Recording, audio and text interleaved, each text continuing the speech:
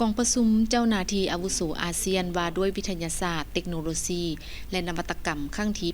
89 ไขขึ้นเป็นทางการในตอนเช้าของวันที่ 23 มิถุนายน 2026 อยู่ที่นครหลวงเวียงจันทน์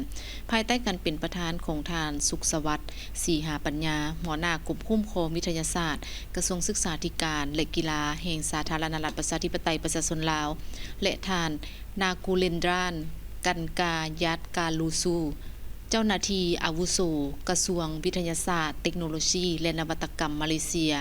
พร้อมนี้ยังมีผู้แทนจาก 11 ชาติสมาชิกอาเซียนพร้อมด้วยตัวแทนจากภาคเอกชนและกองเลขาอาเซียนเข้าร่วมโอกาสนี้ทานสุขสวัสดิ์ศรีหาปัญญาได้มีคำเห็นกล่าวเปิดกองประชุมบางตอนว่า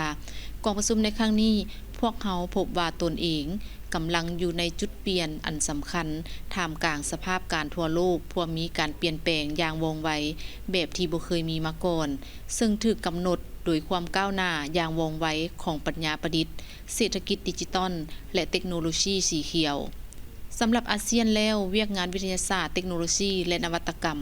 บ่แม่นเพียงแต่เครื่องมือเพื่อการพัฒนาเท่านั้นแต่แม่นเสาค้ำอันสำคัญที่จะสร้างอนาคตของอาเซียนให้มีความเข้มแข็งมีความสามารถในการแข่งขันและมีส่วนร่วมของทุกภาคส่วนฉะนั้นหน้าที่ของพวกเราในกองประชุมครั้งที่ 89 นี้แม่นการสืบต่อสร้างผลสำเร็จจากระยะผ่านมาและเร่งรัดการจัดตั้งปฏิบัติแผนปฏิบัติงานอาเซียนว่าด้วยวิทยาศาสตร์เทคโนโลยีและนวัตกรรมให้เกิดผลประโยชน์สูงสุดโดยการหันเปลี่ยนยุทธศาสตร์ไปสู่การปฏิบัติตัวจริงพวกเขาต้องร่วมกันสุกยู่ให้มีการแบ่งปันองค์ความรู้การถ่ายทอดเทคโนโลยีข้ามพรมแดน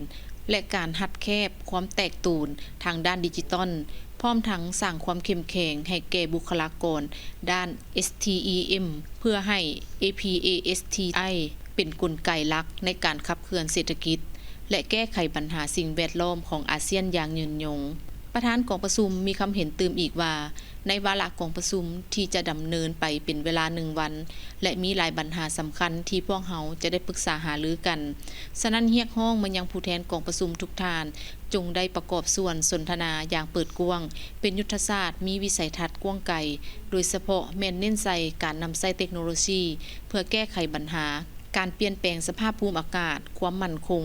ด้านเสบียงอาหารและการหันเปลี่ยนไปสู่พลังงานทดแทนภายในบรรดาประเทศสมาชิกของพวกเขาการยกระดับระบบนิเวศในภาคพื้นเพื่อสนับสนุนการนำใช้ AI อย่างปลอดภัยความปลอดภัยทางไซเบอร์และการพัฒนาตัวเมืองอัจฉริยะการเพิ่มทวีการพัวพันกับบรรดาประเทศคู่เจรจา